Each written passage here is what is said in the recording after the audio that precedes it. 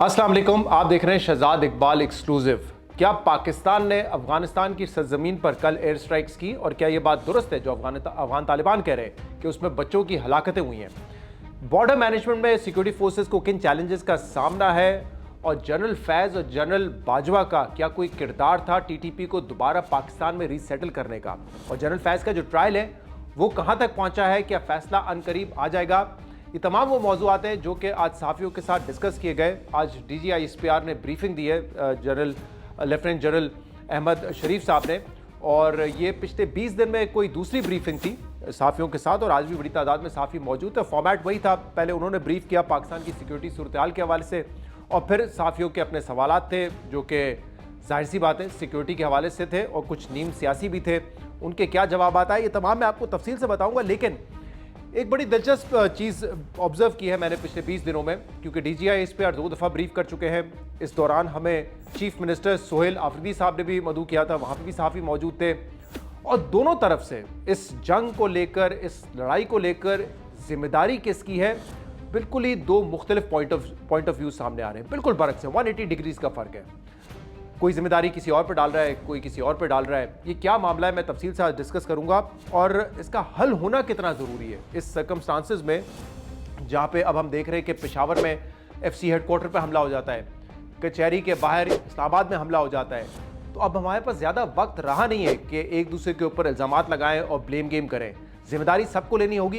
क्या है मामला सारा, ये मैं तफसील से बताऊंगा। लेकिन ज़रा आगाज़ से शुरू करते हैं कि आज की ब्रीफिंग में जो सबसे पहले हमें बताया गया कि इस नवंबर के महीने में ही कितने IBO ऑपरेशंस हुए हैं, इंटेलिजेंस बेस्ड ऑपरेशन हुए हैं। इनफैक्ट पहले भी सैकड़ों की तादाद में डेली बेसिस पे होते थे, अब इसकी तादाद बढ़ गई है।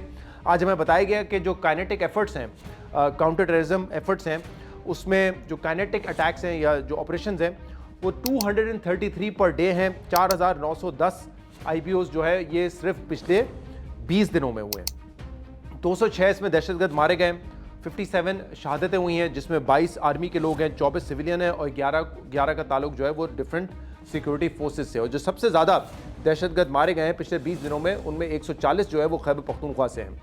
इसी तरह जनवरी 2025 यानी कि इन तकरीबन 11 माह में 67,000 IBOs हो चुके हैं, इंटेलिजेंस बेस्ड ऑपरेशन हो चुके हैं, जिसमें से 53,000 मेजॉरिटी जो है वो बलूचिस्तान में है। अच्छा, क्योंकि बलूचिस्तान एक बहुत ही रकबे के हवाले से सबसे बड़ा सूबा है, बहुत फैला हुआ है, तो वहाँ पे ऑपरेशन ज़्यादा करने की ज़रूरत पड़ती है। जो शहादतें हुई हैं जनवरी से लेकर अब तक वो 607 है, जिसमें मुख्तलिफ सिक्योरिटी फोर्सेस के लोग हैं, और तकरीबन 1873 दहशतगर्द जो है मारे गए। तो ये तो आज हमें ब्रीफ किया गया कि IBOs जो है वो कितनी तेज़ी से जारी हैं। अच्छा, फिर ब्रीफिंग में जो है वो बात की गई अफगान डायलॉग के हवाले से। ये एक ऐसा मौजू है जिस पे पहले भी बात हुई थी, क्योंकि हमने देखा है कि दोहा में, फिर टर्की में 2 दौर हुए मुज़ाकरात के, लेकिन वो नतीजा निकला नहीं, वो बेनतीजा साबित हुए। और आज DGI-SPR ने बड़ा डिटेल में बताया कि हम चाहते थे कि एक एग्रीमेंट इंक किया जाए जिसमें एक वेरीफाइबल मैकेनिज्म हो कि अगर वहाँ से अफगानिस्तान की सरजमीन पर हमला होता हो तो हम उसको वेरीफाई कर सकें। जो इसमें सालिस थे तुर्की और कतर, वो भी देख सकें, और अगर पाकिस्तान का क्लेम दुरुस्त है तो फिर उस हिसाब से एक्शन लिया जाए। लेकिन उन्होंने कहा कि अफगानिस्तान ये मानने के लिए तैयार नहीं था। उन्होंने बार बार बहाने बनाए। अच्छा, वो कहते हैं कि अंदर जो मीटिंग्स होती हैं उसमें तो वो अनऑफिशियली एक्सेप्ट कर लेते हैं कि TTP एक फैक्टर है और हमारे यहाँ वो एग्जिस्ट करते हैं, लेकिन हम उनके खिलाफ एक्शन नहीं ले सकते। उनकी ऑब्वियसली उनके अपने ऑब्जेक्टिव्स हैं, उनकी अपनी मजबूरियाँ हैं, लेकिन वो अब ऑफिशियली ये पोजीशन लेते हैं कि देखिए ये तो वो मुहाजिर हैं जो पाकिस्तान से हमारे यहाँ आए हुए हैं, ये हमारे मेहमान हैं, और क्योंकि पाकिस्तान में जब ऑपरेशन हुआ 2020-21 में तो ये भागकर यहाँ पर आ गए।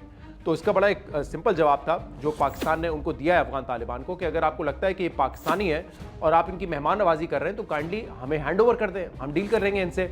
लेकिन उसके लिए भी तैयार नहीं होते, और इसकी वजह मैं आपको पहले ही बता चुका हूँ, क्योंकि अब ये जो एक धुंध थी ना कि अफगान तालिबान अलग है और TTP अलग है, वो धुंध अब खत्म होती जा रही है, बड़ी क्लैरिटी आती जा रही है जो शायद लोगों में पहले नहीं थी। पहले पाकिस्तान की जो रियासत है वो इतने अरसे से सोच रही थी कि अगर अफगान तालिबान वापस आ जाएंगे तो शायद अमन बहाल हो जाएगा, लेकिन ऐसा हुआ नहीं है, बल्कि अब देख रहे हैं कि अटैक्स पाकिस्तान में और बढ़ गए। तो इस जो सारे डायलॉग थे उस हवाले से बात हुई। फिर ऑब्वियसली एक ये बड़ा क्लियर अब है कि अगर इंडिया से भी कोई पैसा मिलता है अफगानिस्तान को तो वो भी दहशतगर्दी के लिए इस्तेमाल होगा, इस हवाले से भी ब्रीफ किया गया। फिर वेपन्स का एक बड़ा मसला है जिस पे डोनाल्ड ट्रंप भी कह चुके हैं कि बहुत ज़्यादा वेपन वहाँ पे छोड़ दिया, और ये हम देख रहे हैं। और आज हमें फुटेजेस भी दिखाई गई कि जो जदीद असला अमेरिका छोड़ के गया था, जिसकी माली जो हैसियत है वो तकरीबन $7.2 बिलियन की इसकी वर्थ है, तो वो ये दहशतगर्द अब इस्तेमाल कर रहे हैं। इसके अलावा आज इस रेट्रिक में भी बात हुई कि अफगानिस्तान से मिनिस्टर्स हों उनके, वो भी बात करते रहते हैं कि पाकिस्तान को हम नहीं छोड़ेंगे, तमाम जो फोर्सेस सिक्योरिटी फोर्सेस के लोग हैं बॉर्डर पे उनको ख़त्म कर देंगे। और ये बताया गया कि पाकिस्तान की जानिब से कोई इस तरह के स्टेटमेंट नहीं आ रही, क्योंकि हम अफगान लोगों के ख़िलाफ़ नहीं हैं, हम असल में टीटीपी के खिलाफ हैं। और क्योंकि अफगान तालिबान जो वहाँ पे इस वक्त एक इंटरिम गवर्नमेंट सेटअप में मौजूद है, वो सपोर्ट करते हैं टीटीपी को और उनके खिलाफ एक्शन नहीं लेते, लिहाजा अब हमारा मुकदमा उनके भी खिलाफ है। लेकिन क्योंकि हमें अफगान लोगों के साथ कोई मसला नहीं है, तो लिहाजा कोई ऐसा स्टेटमेंट नहीं आता कि अफगानिस्तान को तबाह कर देंगे, बर्बाद कर देंगे। ऐसी कोई स्टेटमेंट ना तो सिविलियन हुकूमत की जानिब से आती है, ना फौजी हुकूमत की जानिब से। अच्छा, फिर था बॉर्डर मैनेजमेंट का मामला। अच्छा, ये अब ऐसा एक मामला है जिस पर हम ब्लेम गेम देखते रहें, यानी कि जो सिविलियन हुकूमत है खैबर पख्तूनख्वा की, अभी जब हम सोहेल आफरीदी साहब से मिले तो उन्होंने कहा कि देखिए ये तो फ़ौज की जिम्मेदारी है कि वो स्मगलिंग को रोके, वो बॉर्डर मैनेजमेंट करे, ये सिक्योरिटी फोर्सेस की जिम्मेदारी है। और अगर हम पे इल्ज़ाम लगाया जाता है, सोहेल आफरीदी का कहना था कि अगर हम पर इल्ज़ाम लगाया जाता है तो हम तो सिर्फ खैबर पख्तूनख्वा में अगर स्मगलिंग हो रही है, बलूचिस्तान में ईरान का डीजल पूरे पाकिस्तान में बिक रहा है, तो how are we responsible for that. तो जिम्मेदारी जो है बॉर्डर फोर्सेस की है कि वो स्मगलिंग को रोकें, वो नॉन कस्टम पेड गाड़ियों को पाकिस्तान में आने से रोकें, वो बॉर्डर को सिक्योर करें। लेकिन इस पर आज जो कुछ इंपॉर्टेंट डिटेल्स बताई, मेरे ख्याल से ये फैक्ट्स बड़े इंपॉर्टेंट हैं कि उन्होंने कहा कि जिम्मेदारी ऑब्वियसली है आर्मी और एफसी की, लेकिन जो किलोमीटर है, जो बॉर्डर है between Khyber Pakhtunkhwa and Afghanistan, not जो कंप्लीट बॉर्डर है बलूचिस्तान का, सिर्फ जो केपी का है बॉर्डर अफगानिस्तान के साथ, वो तकरीबन 1229 किलोमीटर का है, जिसमें 20 क्रॉसिंग्स हैं और हर 20-25 किलोमीटर पे जो है वो चौकी बनी हुई होती है सर्विलेंस के लिए।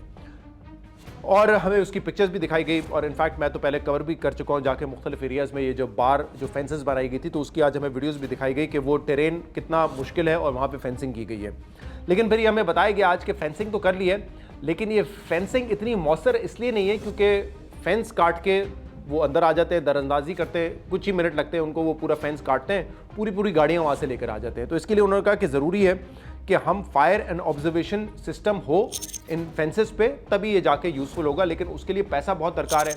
अच्छा, ऑलरेडी फेंसिंग पे भी आपको पता है कि एक बजट, हैवी बजट था जो कि दिया गया था, और जब मैंने कवर किया था तो उस वक्त जो मिलिट्री सेटअप था उन्होंने कहा था कि एक दफ़ा ये फेंसिंग हो जाएगी तो फिर उनका तालिबान का यहाँ पर आना, टीटीपी का आना मुश्किल हो जाएगा। लेकिन आज हमें ये बताया जा रहा है कि क्योंकि यहाँ पे कोई फायर और ऑब्जर्वेशन सिस्टम नहीं है, इसलिए ये ऑब्स्टेकल जो है इतना यूज़फुल नहीं है। और फिर दूसरा ये बताया गया कि अगर हम हर 1 किलोमीटर या 2 किलोमीटर के बाद चेक पोस्ट बनाएं तो वो भी मुमकिन नहीं है, उसके लिए आपको बहुत ज़्यादा फोर्सेस चाहिए होंगी जो वहाँ पे जाके पेट्रोलिंग करें। तो ये सारी जो है हमें बात वहाँ पे बताई गई। अच्छा, फिर जो है मामला आता है कि सिविलियन की क्या रिस्पॉन्सिबिलिटी है इसमें। तो ये तो आज हमें बताया गया कि अगर कुछ लोग दरअंदाजी करके आ जाते हैं, बॉर्डर क्रॉस कर लेते हैं इस फेंसिंग को तोड़ के, तो फिर हुकूमत की जिम्मेदारी है, खैबर पख्तूनख्वा हुकूमत इसकी जिम्मेदारी है कि वो वहाँ पे अपनी पुलिसिंग के ज़रिए, अपनी एडमिनिस्ट्रेशन के ज़रिए इस पर काबू पाए। लेकिन वो कह रहे हैं कि उसमें मुकम्मल तौर पे केपी जो है वो फेल है। इनफैक्ट उन एरियाज़ में जैसे तीरा वैली का इलाका हो गया, खैबर का इलाका हो गया, या अपर वजीरिस्तान का हो गया, कि वहाँ पर बताया गया कि ना पुलिस है ना एडमिनिस्ट्रेशन है जो कि इन चीज़ों पर काबू पा सके। तो ये भी आज बताया गया और फिर दोबारा उस चीज़ को दोहराया गया जो कि 20 दिन पहले DGI ने बताया था कि बाकायदा एक नेक्सस है। दहशतगर्दी की एक बड़ी वजह यह है कि बड़ा काम होता है ड्रग्स का तीरा वैली में, और उस क्रिमिनल्स की सरपरस्ती की जाती है सियासतदानों की जानिब से, और इस वजह से जो है दहशतगर्दी जो है वो कम होने के बजाय बढ़ती रह रही है, क्योंकि यहाँ से स्मगल होता है, ड्रग्स बाहर जाता है फिर वापस आता है, तो इससे टेरर फंडिंग भी होती है और हर किसी का अपना अपना हिस्सा है जो कि इससे मफाद हासिल करते हैं। तो ये बताया गया। फिर इनफैक्ट एक और डिटेल इस हवाले से बताई गई कि अफगानिस्तान का जो बॉर्डर है उनकी साइड से, क्योंकि वहाँ से तो पोरस बॉर्डर है, ये एक ऐसा बॉर्डर नहीं है जो कि म्यूचुअली गार्डेड है। पाकिस्तान तो अपनी तरफ से फेंसिंग भी कर चुका है, हमारी चेक पोस्ट भी हैं, लेकिन वहाँ पे ऐसा नहीं है। इनफैक्ट हमें ये डिटेल आज बताई गई कि वहाँ पे तो उल्टा हेल्प की जाती है टीटीपी को पाकिस्तान में एंटर करवाने के लिए, कि अफगान फोर्सेज जो है वो एंगेज करती हैं हमारी एफसी को, हमारी सिक्योरिटी फोर्सेज को, और जब वो एंगेज कर रहे होते हैं तो टीटीपी जो है वो फिर पाकिस्तान में दरअंदाजी करके वो शामिल हो जाते हैं, दाखिल हो जाते हैं। इसकी डिटेल्स बताई गई। फिर वही जो दूसरा मामला ड्रग्स के अलावा नॉन कस्टम पेड कार्स का है, जिसकी तादाद 4 से 4.5 लाख बताई गई कि वो केपी में है।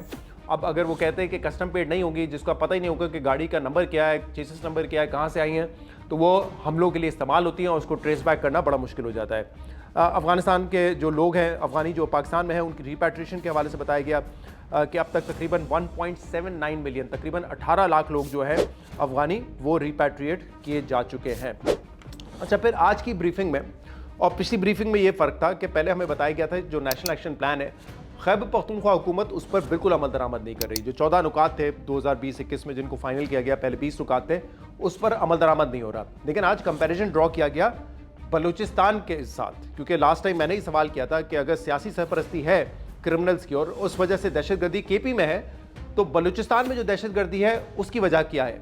तो आज इस ब्रीफिंग में बलूचिस्तान के हवाले से बताया गया कि वहाँ पे सिविलियन हुकूमत जो है वो नेशनल एक्शन प्लान के जो दूसरे नुकात हैं उन पर भी तेज़ी से अमल कर रही है। और उसकी एक बड़ी एग्जाम्पल यह है कि जो बी एरियाज़ हैं बलूचिस्तान में, वो ए एरियाज़ में कन्वर्ट हो रहे हैं।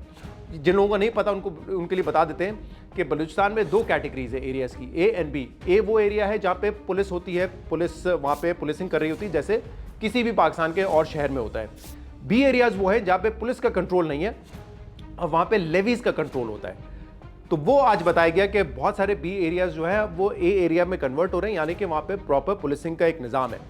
अच्छा, फिर ईरानियन डीजल की हमेशा उनकी तरफ से एक मिसाल आती है, तो आज बताया गया कि जो स्मगल्ड होता था वहाँ से पेट्रोल डीजल, वो तकरीबन 20.5 मिलियन लीटर्स पर डे था।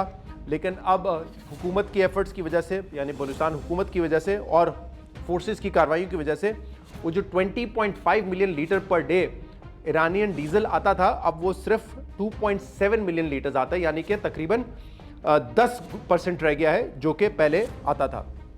अच्छा, इसी तरह फिर हमें ये भी बताया गया कि वहाँ पे जो लोकल पॉपुलेशन है वो भी फ़ौजियों के साथ मिलके इंगेजमेंट बहुत ज़्यादा करती है वहाँ के लोकल आबादी से, और तकरीबन 140 इंगेजमेंट्स पर डे हैं, जिसमें मुख्तलिफ़ किस्म के इवेंट्स हैं, जिसमें स्पोर्ट्स के इवेंट्स भी हैं और इस तरह के इवेंट्स हैं जहाँ पे लोकल कम्युनिटी के साथ हुकूमत भी मिलती है, जिसमें चीफ मिनिस्टर भी हैं, कभी गवर्नर साहब कोई बुला लेते हैं, कभी जो सिक्योरिटी पर्सनल हैं उनके ज़रिए ये मुलाकातें हो जाती है। तो वो कह रहे हैं कि उससे भी एक अच्छा इन्वायरमेंट जो है बलूचिस्तान में पैदा हो रहा है। तो ये सारा उन्होंने बताया कि बलूचिस्तान में ये सब कुछ एफर्ट्स हैं और इस वजह से वहाँ पे हालात बेहतर हो रहे हैं आहिस्ता आहिस्ता, एक नैरेटिव बिल्डिंग एटलीस्ट हो रही है सोसाइटी में। और क्योंकि खैबर पख्तूनख्वा में ये नहीं है, तो खैबर पख्तूनख्वा में एक रेटरिक पर इस्तेमाल किया जाता है फ़ौज के ख़िलाफ़ और सियासी बयानबाजी होती है, क्योंकि वो नेशनल एक्शन प्लान पे अमल दरामद नहीं कर रहे, लिहाजा वो ये कर रहे होते हैं। तो ये उन्होंने पूरा आज इस हवाले से बात की। फिर फॉरेन बेस्ड जो अकाउंट्स हैं उसके हवाले से बात की। आपको पता होगा जो लोग एक्स पर हैं कि थोड़ी देर के लिए एक शायद ये मुतारिफ़ करवाया गया था कि आप पता कर सकते हैं कि कौन सा अकाउंट कहाँ से ऑपरेट कर रहा है। तो उसमें आज 3-4 मेजर अकाउंट्स बताए गए, जैसे नाम तो नहीं लिया गया लेकिन जो स्लाइड थी उस पर बड़ा वाज़ेह था कि पीटीआई ऑफिशियल का अकाउंट है, वो बताया गया कि यूएस से इस्तेमाल हो रहा है एज़ पर द लोकेशन। मंजूर पश्तीन साहब का अकाउंट यूरोप से इस्तेमाल हो रहा है। फितना अल हिंदुस्तान का जो अकाउंट, कुछ अकाउंट्स है वो इंडिया से ऑपरेट हो रहे हैं। हरबिया मरी का जो अकाउंट है वो यूके से इस्तेमाल हो रहा है। महारंग बलोच का जो एक्स अकाउंट है वो सिंगापुर से इस्तेमाल हो रहा है। तो इस पर सवाल किया गया। बाद में किसी ने एक सवाल में ये भी किया कि कितना रिलायबल है ये कहना कि ये जो लोकेशंस बताई जा रही हैं ये दुरुस्त है या नहीं है। तो ये सारी ब्रीफिंग उनकी जानिब से थी और फिर जो है सवालात का सिलसिला शुरू हुआ। मैं कुछ सहाफ़ियों के नाम ले लूँगा वंस अगेन, जिनसे मेरी वाकफियत है और जो मुझे पता है कि माइंड नहीं करेंगे। बाकी जिनको मैं नहीं जानता पर्सनली तो उनके जो सवालात हैं उन पर मैं उनका नाम नहीं बताऊँगा। खबर गुमन साहब, उन्होंने आज ये सवाल किया। एक सवाल तो उनका तालिबान की इंगेजमेंट के हवाले से था। अफगान तालिबान रशिया से भी इंगेज कर रहे हैं, चाइना से भी कर रहे हैं, इंडिया भी वो होकर आए। इस पर तो बड़ा वाज़ेह मौक़िफ़ था कि हमारा कोई इशू नहीं है। अगर वहाँ पे एक इंटरिम सेटअप है, वो दुनिया भर से इंगेज करना चाहता है तो बड़ी अच्छी बात है, उनको बिहेव करना चाहिए एक नॉर्मल सोसाइटी, एक नॉर्मल मुल्क के हवाले से। लेकिन ये जब सवाल हुआ कि खबर गुमन साहब का सवाल था कि अब अगर वो इस्लामाबाद में धमकी देकर अटैक कर सकते हैं, वो पेशावर में अटैक कर सकते हैं, हम भी जवाबी कार्रवाई कर रहे हैं, तो ये इसकी एंड गेम क्या होगी? क्या हम दोबारा माजी में जा रहे हैं 2014 या उससे पहले, जब रोज़ाना की बुनियाद पर अटैक्स होते थे और शहर में कहीं पे भी या मुल्क में कहीं पे भी अटैक हो जाता था? तो इस पर DGISPR ने कहा कि देखिए, जो एंड स्टेट की आपने बात की, तो हक और बातिल पर हमेशा जो है वो हक ही जो है वो गालिब आता है और ये अल्लाह का कानून है। तो इंशाल्लाह पाकिस्तान की जो कौम है उन्होंने पहले भी रिजॉल्व दिखाया था, आइंदा भी दिखाएंगे, लेकिन ज़रूरत इस बात की है कि हम सब वन पेज पर यूनाइट हों। इसके बाद मोहम्मद मालिक साहब ने भी जो है वो सवाल किया कि क्या हम डिस्टिंक्शन करते हैं, हम तफरीक करते हैं अभी भी कि टीटीपी अलग है, अफगान तालिबान अलग है। तो इस पर बड़ा दो टोक जवाब था उनका कि ये दोनों इस वक्त हमारे लिए एक ही हैं। ये बड़ी इंपॉर्टेंट बात की DGI इश्तियार ने। उन्होंने कहा जिस तरीके से इस वक्त टीटीपी पाकिस्तान के खिलाफ कार्रवाइयाँ कर रहा है और अफगान तालिबान जिस तरह उनको सपोर्ट कर रहे हैं, उनको रोक नहीं रहे, तो पाकिस्तान के लिए ये दोनों एक ही हैं। लेकिन उन्होंने कहा कि उम्मीद ये करनी चाहिए अफगान तालिबान से, क्योंकि अब वो एक इंटरिम हुकूमत का हिस्सा है, उनके ऊपर जिम्मेदारी है कि अपने लोगों को डिलीवर करें। तो उनको किसी नॉन स्टेट एक्टर की तरह बिहेव नहीं करना चाहिए, उनको एक स्टेट, एक नॉर्मल स्टेट की तरह बिहेव करना चाहिए। और उन्होंने कहा ये उम्मीद करते हैं कि वो करें, लेकिन फिलहाल जो उनका तरीक़ेकार है उससे वो नहीं लगता। और इसीलिए वो कह रहे थे कि हम ज़्यादा फ़र्क नहीं कर सकते कि इस वक्त TTP मुख्तलिफ है और अफगान तालिबान मुख्तलिफ है। अच्छा, फिर एक और सवाल जो है वो इस हवाले से हुआ कि क्या हमने पीर के रोज़ जो पाकिस्तान पर हमले हुए उसका जवाब दिया है? क्या पाकिस्तान ने एयर स्ट्राइक्स की है? क्योंकि सुबह से ही आप देख रहे थे कि अफगान तालिबान की तरफ से ये दावा किया जा रहा था कि पाकिस्तान ने एयर स्ट्राइक्स किए हैं जिसमें वहाँ पे सिविलियन कैजुअल्टी हुई है। तो इस चीज़ को डिनाई किया गया। ये कहा गया कि अगर पाकिस्तान किसी भी किस्म का अटैक करता अफगानिस्तान में तो हम उसको क्लेम करते, हम उनकी तरह छुप कर अटैक नहीं करेंगे। क्योंकि ये जो हमला था, चाहे इस्लामाबाद का हो, चाहे पेशावर का हो, या वाना में जो कैडेट कॉलेज पर हुआ, उसमें अफगानिस्तान के लोग मुलविस थे, अफगानीज इन्वॉल्व थे। तो वो हमारे सिविलियंस पर अटैक कर रहे हैं। लेकिन एक पॉलिसी जो बताई गई वो बड़ी क्लियर है कि हम उनके सिविलियंस को अटैक नहीं करेंगे। दूसरा, अगर किसी भी किस्म का अटैक होगा तो हम उसको क्लेम करेंगे, हम छुपाएंगे नहीं। और जो लफ्ज़ इस्तेमाल किया DGI इश्तियार ने, उसमें उन्होंने कहा कि when we do it we will say it. जैसे हमने काबुल में किया था जब अफगान फोर्सेस TTP के साथ मिलकर पिछले महीने क्रॉस बॉर्डर अटैक्स कर रहे थे पाकिस्तान के सिपाहियों पर। इस पर बात हुई। अच्छा जी, फिर अफगानिस्तान के हवाले से बलूचिस्तान और खैबर पख्तूनख्वा के मवाजना जो किया गया उस पर बात हुई और बताया गया कि बलूचिस्तान में जो है वो प्रॉपर एक सिस्टम है, वहाँ पे गवर्नेंस बेहतर करने के लिए जो एपिक्स कमेटीज़ हैं नेशनल एक्शन प्लान के अंडर वो भी बनाई गई थी, स्टीयरिंग कमेटीज़ हैं जो अपना काम कर रही हैं। लेकिन जब सवाल हुआ कि क्या खैबर पख्तूनख्वा में भी गवर्नेंस का ये स्ट्रक्चर मौजूद है, कि एपिक्स कमेटीज़ हैं जो कि इम्प्लीमेंट कर रही हैं नेशनल एक्शन प्लान, तो इस पर DGI इश्तियार ने कहा कि बेहतर होगा कि ये सवाल जो है आप सूबाई हुकूमत से करें और उनसे इसका जवाब लें। आसमा शराजी साहब ने जनरल फैज़ के हवाले से सवाल किया कि उनका ट्रायल मुकम्मल हो चुका है, ये सुनने में आ रहा है, तो क्या उनकी सज़ा के हवाले से कोई फ़ैसला हुआ है और कब सज़ा सुनाई जाएगी? तो इस पर उन्होंने कहा कि देखिए ये सब जुडिस मैटर है और जैसे ही कोई भी कोर्ट वर्डिक्ट देगी, यानी कोर्ट उसका जो मिलिट्री कोर्ट है वो जब वर्डिक्ट देगी इस पर, तो फिर इमीडिएटली वो आवाम को बता दिया जाएगा, पब्लिकली शेयर किया जाएगा। उन्होंने कहा लेकिन जो हमारा फील्ड जनरल कोर्ट मार्शल का प्रोसेस है वो एक प्रॉपर प्रोसेस है उनके मुताबिक, जिसमें ऐसा नहीं है जो वो उनके मुताबिक के एक तासुर है कि खुद बैठ के फैसले कर लेते हैं। उसमें कह रहे हैं कि डिटेल मौका मिलता है, प्रोसिक्यूशन को भी मौका मिलता है, डिफेंस को भी मौका मिलता है, और फिर किसी नतीजे पे जब भी पहुंचा जाता है तो फिर उसको अनाउंस किया जाता है। तो ये जो है सवाल हुआ जनरल फैज़ के हवाले से। अच्छा जी, एसेट डिक्लेरेशन के हवाले से एक सवाल था शौकत राजा साहब का। उसमें बताया गया कि जो फ़ौज किया था, क्योंकि अभी IMF की रिपोर्ट आई थी जिसमें उन्होंने मुतालबा किया है कि पाकिस्तान में ट्रांसपेरेंसी का फुकदान है। SIFC का उन्होंने जिक्र किया कि उनको चाहिए अपनी एनुअल रिपोर्ट शाया करें। इसी तरह ऑडिटर जनरल ऑफ पाकिस्तान के हवाले से कहा गया कि वो इंडिपेंडेंट होने चाहिए। FBR में जो है एक ऑडिट का निज़ाम होना चाहिए, ट्रांसपेरेंसी होनी चाहिए। काफ़ी सारे मामला जो है IMF ने अपनी इस रिपोर्ट में कवर किए। तो उस पॉइंट ऑफ व्यू से सवाल हुआ, तो उन्होंने कहा कि वैसे तो IMF की रिपोर्ट पे हम जवाब नहीं देते, लेकिन आर्मी के अंडर उन्होंने कहा कि एक प्रॉपर ऑडिट का सिस्टम है जिसमें एसेट डिक्लेरेशन होती है।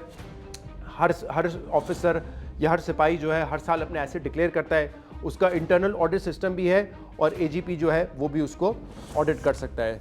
तो इस पर भी बात हुई। फिर फ़ाहद हुसैन साहब ने दोबारा, अच्छा ये पहले जब बात हुई कि क्या पाकिस्तान ने अफगानिस्तान की सरजमीन पे हमला किया है, तो उसका तो जवाब आया कि ऐसा नहीं है, अगर होता तो हम उसको ओन करते। फ़ाहद हुसैन साहब ने इस सवाल को दूसरे तरीके से किया। फ़ाहद हुसैन साहब ने कहा कि हमें तो ये बताया गया था कि पाकिस्तान की अब ये पॉलिसी है कि अगर TTP पाकिस्तान पर हमला आवर होती है और उसमें मुआवनत होती है अफगानिस्तान की सरजमीन उसके लिए इस्तेमाल होती है, तो पाकिस्तान उसका जवाब अफगानिस्तान की सरजमीन पर देगा। तो अगर हम ये कहते हैं कि अफगानिस्तान के लोग इन्वॉल्व थे, अफगानीज इन्वॉल्व थे, चाहे वो इस्लामाबाद का अटैक हो, चाहे वो वाना का अटैक हो या पेशावर का अटैक हो, तो क्या हमने उनकी सरजमीन पर जवाब दिया? तो मुझे तो लग रहा था वो एक ट्रिक क्वेश्चन था। तो उस पर उन्होंने कहा देखिए जो हमें करना था वो हमने कर लिया। यानी कि उन्होंने दोबारा ये नहीं इस चीज़ को कंफर्म नहीं किया कि पाकिस्तान ने क्या उनकी ज़मीन पर जाके कोई अटैक किया है नहीं किया, ये क्लेम भी उन्होंने नहीं किया।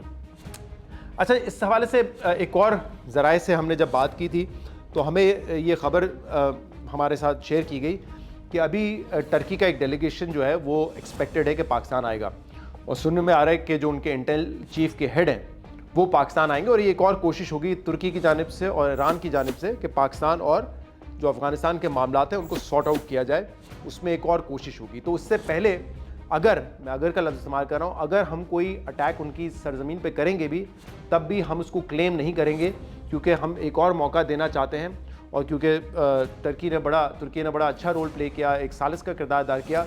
तो अगर वो हमें कह रहे हैं कि फ़िलहाल हम कोई ऐसा एक्शन ना लें जो कि हालात को मज़ीद ख़राब करेगा, तो हम उसका इंतज़ार करेंगे। तो ऑफिशली हम तब तक कोई अटैक अगर करते भी हैं अफ़गानिस्तान की सरजमीन पे तो उसको हम क्लेम नहीं करेंगे। अच्छा, इंटरेस्टिंग चीज़ें आज ये हुई, जब इस सवाल और जवाब का सिलसिला जारी था तो कोई एक चिट लेकर आया DGISPR की तरफ से, और DGISPR ने फिर हमें बताया कि जो इंटेल रिपोर्ट आई है इनके पास इस हमले की जो कि हुआ पेशावर में FC के हेडक्वार्टर पे, उन्होंने कहा कि वो जो लोग थे वो भी तीरा से आए थे, खैबर से आए थे, तीरा से आए थे। और आप देखें उन्होंने बताया कि अगर ये एंटर हो जाते हैं तो फिर इनको किस तरीके से उनको कोई ना कोई फैसिलिटेट करता है, और इसीलिए वो फिर पाकिस्तान में अपना जो नेटवर्क है उसको इस्तेमाल करके हमले करते हैं। तो तीरा का उन्होंने फिर जिक्र किया। अब तीरा का आपको मैं पहले ही बता चुका हूँ कि खैबर से अब ताल्लुक़ है सोहेल आफरीदी साहब का जो चीफ़ मिनिस्टर हैं, और उसके बाद से हम देख रहे हैं कि ये सवाल भी बार बार होता है कि क्या जब से वो चीफ़ मिनिस्टर बने हैं तब से तीरा का और खैबर का ज़्यादा जिक्र होना शुरू हुआ है। लेकिन इस पर भी आज DGISPR ने कहा कि ये फैक्ट्स हैं जो मैं आपके सामने रख रहा हूँ, क्योंकि ये सवाल फिर अफसार आलम साहब ने किया कि एक सियासी एंगल इसका नज़र आता है कि जब से वो CM आए खैबर से तो बार बार खैबर का जिक्र होता है, ड्रग्स का जिक्र होता है तीरा वैली में, तो क्या इसका कोई ताल्लुक़ है? तो उस पर उन्होंने बताया कि ऐसी कोई बात नहीं है, जो फैक्ट्स हैं हम वो सामने रखेंगे। इसके अलावा फिर राजनाथ सिंह का जो बयान था कि सिंध को हम मिला लेंगे दोबारा हिंदुस्तान में, तो उसका बड़ा उन्होंने दो टोक जवाब दिया कि इससे कोई परेशानी की बात नहीं है, एक डिल्यूजनल माइंडसेट है इंडिया का। और उनके आर्मी चीफ भी कहते रहते हैं कि हमने तो अभी ट्रेलर दिखाया है, तो इस बात का तो एक तरीके से मजाक ही उड़ाया गया कि 7 जहाज़ तो हमने गिराए, तो अगर ये ट्रेलर था तो सोचे जब फिल्म पूरी आएगी तो हम कितने उनके जहाज़ गिराएंगे। तो इस चीज़ को जो रेट्रिक है इंडिया का उसको सेटिसाइड किया गया और उस पर कोई बात नहीं की गई। अफसार आलम साहब ने यह भी कहा कि अगर ड्रग्स का इतना बड़ा काम हो रहा है तीरा वैली में और खैबर में, तो जो ANF फोर्स है हमारी एंटी नारकोटिक्स फोर्स, वो क्या कर रही है? वो तो वफाकी इदारा है, वो जाके एक्शन ले सकती है वहाँ पर। तो इस पर कहा गया कि देखिए ये तो एक सेगमेंट है ड्रग्स का काम तो पूरे मुल्क में हो रहा है और ANF जो है इस पर बड़ा अच्छा काम कर रहा है। ये उन्होंने ANF के हवाले से जवाब दिया। अच्छा, अफसार आलम साहब ने एक और सवाल भी किया। अफसार आलम साहब ने सवाल ये किया कि ऐसा क्यों होता है कि जब पाकिस्तान में कोई अटैक होता है तो उसके बाद फौरी तौर पे ये खबरें आना शुरू हो जाती हैं कि इतने दहशतगर्द मारे गए।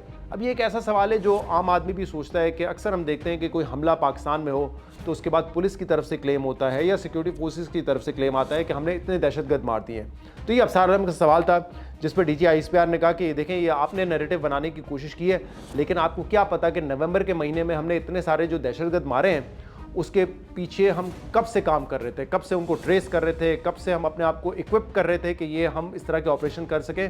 तो उन्होंने कहा ये तासुर जो आपने देने की कोशिश की है गलत है।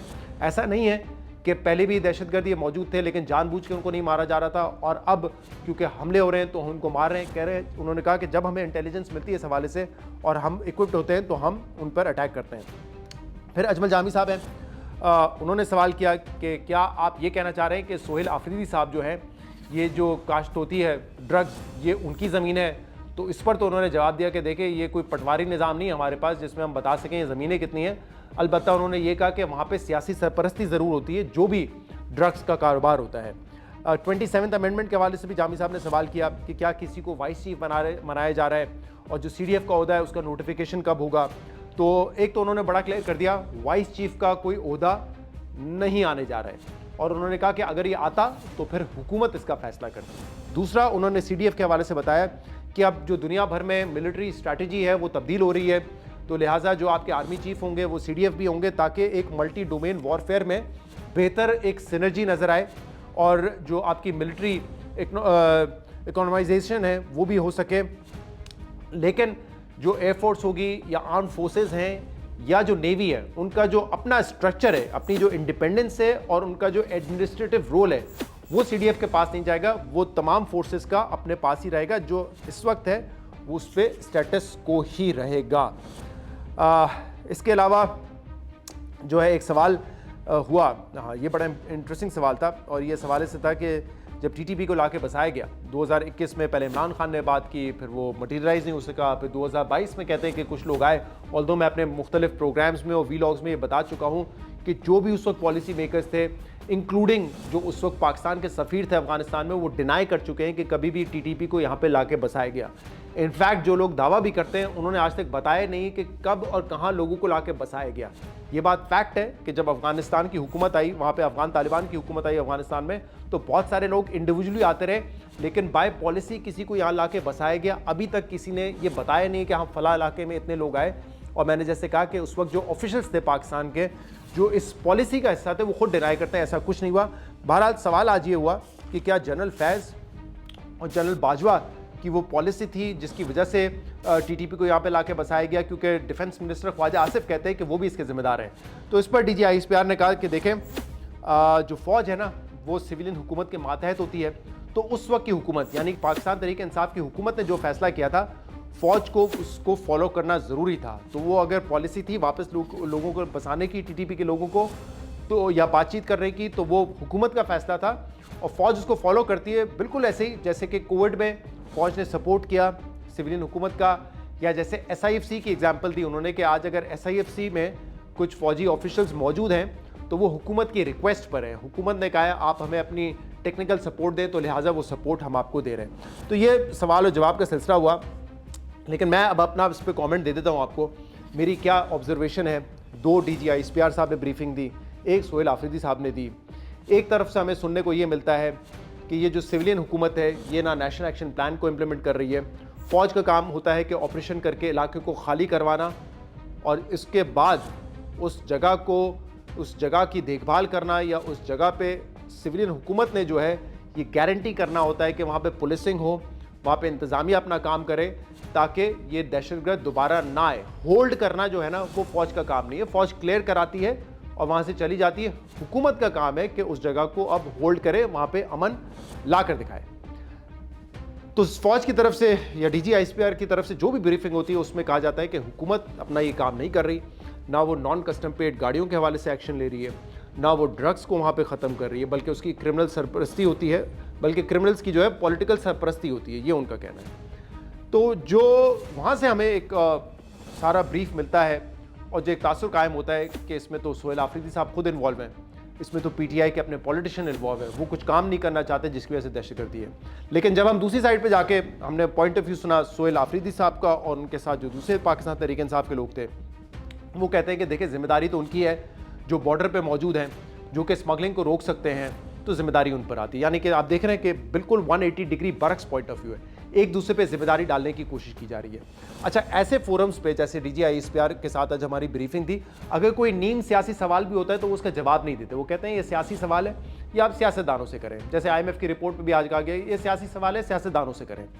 तो वो सियासत पर तो बात वहाँ पर होती नहीं है, लेकिन असल बात यही है, और मेरे ख्याल से ये दोनों रियलाइज़ भी करते हैं, बट इस तरह के फोरम्स में बात नहीं होती कि जब तक सियासी मसाइल हल नहीं होंगे पाकिस्तान तहरीक इंसाफ और हुकूमत के दरमियान, और बिलखसूस पाकिस्तान तहरीक इंसाफ और इस्टेब्लिशमेंट के दरमियान, तब तक हमें लगता है कि ये जो दहशतगर्दी पे 1 पेज की बात है या यूनिटी की बात है, ये हमें नज़र नहीं आएगी। क्योंकि देखिए ये एक फैक्ट है, आज भी यही था कि ट्यूसडे का दिन था, इमरान खान की बहनें उनसे मिलने जा रही थी, उनको मिलने नहीं दी गया। PTI के लोगों ने वहाँ पे एक एहतजाज कॉल कर दिया, धरना कॉल कर दिया। सोहेल आफरीदी साहब पिछले 1-1.5 महीने से कह रहे हैं चीफ मिनिस्टर बन गया हूँ, मुझे मुलाकात करने दो। हुकूमत, इंतज़ामिया, इस्टेब्लिशमेंट, जो नाम देना आप दे दें, ये मुलाकात नहीं होने दे रही है। दूसरी तरफ हुकूमत ये कहती है कि यार मुलाकात की आप क्यों बात करते हैं, मुल्क में तो दहशतगर्दी हो रही है, यहाँ पे हमारे फौजी शहीद हो रहे हैं, यहाँ पे सिविलियन शहीद हो रहे हैं, आपको मुलाकात की पड़ी है तो आप अपना सूबा संभालें, वहाँ पे आप सिक्योरिटी मामलात को संभालें। अब ये जो है ना, ये डिबेट इसी तरह जारी रहेगी अगर पॉलिटिकल टेम्परेचर नीचे नहीं आए। ये सबको पता है कि इस दहशतगर्दी को ख़त्म करने के लिए हमें 2014 में जो यूनिटी थी या 2015 से जो यूनिटी हमने दिखाई वो दिखानी पड़ेगी APS वाक़े के बाद। लेकिन यहाँ कोई एक बैठने को तैयार नहीं है। अब मिसाल के तौर पे पीटीआई के हवाले से ये तासुर है, बिल्कुल ठीक है कि उनकी एक पॉलिसी में कंफ्यूजन है। तो केपी हुकूमत की जो पॉलिसी है इस टीटीपी के हवाले से, उसमें बड़ी कंफ्यूजन है। कभी वो कहते हैं बातचीत करो, कभी कहते हैं नहीं हम तो चाहते हैं कि ऑपरेशन हो, किससे बातचीत हो, good Taliban bad Taliban, clarity नहीं है। लेकिन मेरे लिए एक हौसलाकुन बात यह कि जो लास्ट मीटिंग थी हमारी, उसमें सोहेल आफरीदी साहब ने कहा कि टीटीपी जो है वो एक नासूर है और उसको ख़त्म करना है, उसको एलिमिनेट करना है। लेकिन वो ये कहते हैं कि जो तरीक़ेकार है हुकूमत का कि वो केपी गवर्नमेंट को इन्वॉल्व नहीं करना चाहती, वो वहाँ पे कबायलियों को इन्वॉल्व नहीं करना चाहते, वो जब तक नहीं होगा ना तब तक ये मामला हल नहीं होगा। तो देखिए 2-3 चीज़ों पे तो बड़ा इत्तेफाक है कि अगर टीटीपी को ख़त्म करना है, अगर आप इस पर इत्तेफाक कर लें, पॉलिसी क्या होगी उसके लिए बैठना चाहते हैं तो बैठें, लेकिन ये बैठक होगी नहीं जब तक सियासी टेम्परेचर नीचे नहीं आएगा। और इसमें वफाकी हुकूमत को अब जो है जिम्मेदारी लेने की ज़रूरत है। अगर हम समझते हैं कि दहशतगर्दी वाकई एक बड़ा मसला है, जो कि है, तो खैबर पख्तूनख्वा हुकूमत और वफाकी हुकूमत दोनों को इसकी ओनरशिप लेनी पड़ेगी। एक दूसरे पर डाल के मामला हल नहीं होगा कि नहीं बॉर्डर तुम्हारा काम है, नहीं अंदर होल्ड करना तुम्हारा काम है, इससे तो मसला हल नहीं होने वाला। इन दोनों हुकूमतों को साथ बैठना पड़ेगा और सिक्योरिटी फोर्सेस को भी बैठना पड़ेगा। जैसे हम बैठे थे 20 नुकाती जब एक्शन प्लान बनाया गया था, बैठ के इस मसले को हल करें कि कैसे करेंगे। लेकिन उसके लिए ज़रूरी है कि कहीं ना कहीं सियासी मामलात में वफाकी हुकूमत अपनी पोजीशन को थोड़ा फ्लेक्सिबल करे। ये देखें, आप जितना भी कह लें ना कि दहशतगर्दी को अलग रखें और सियासत को अलग रखें, ये होने वाला नहीं है। होना चाहिए, होने वाला नहीं है। ये ग्राउंड रियलिटी यही है कि जब तक आप सियासी आसानियां नहीं पैदा करेंगे तब तक मामलात आगे नहीं बढ़ेंगे। उसके बगैर आपको लगता है कि मामलात आगे बढ़ जाएंगे, तो मेरे ख्याल से इतने टाइम में बढ़ चुके होते हैं। लेकिन आज भी आपने ये देखा, अडियाला जेल में वो कहते हैं मुलाकात करने दो, वहाँ से वो कहते हैं नहीं तुम दहशतगर्दी पे बात करो। तो इस चीज़ के लिए पॉलिटिकल पार्टीज़ को साथ बैठना पड़ेगा, वरना ये दहशतगर्द इस्लामाबाद तक पहुँच चुके हैं। पेशावर में FC हेडक्वार्टर के बाहर हमला हो चुका है। अब ये मामला ऐसा नहीं है कि पाकिस्तान के दूर दराज इलाकों में ये हमले हो रहे हैं, ये पाकिस्तान के मेन शहरों में हमले हो रहे हैं और कैजुअल्टीज़ इससे बढ़ती रहेंगी। तो अगर हमें इस पर काबू पाना है, साथ बैठना पड़ेगा, सियासी मामलात को साथ साथ हल करना पड़ेगा। सिर्फ दहशतगर्दी पे बात होती हुई मुझे तो एटलीस्ट नज़र नहीं आ रही है।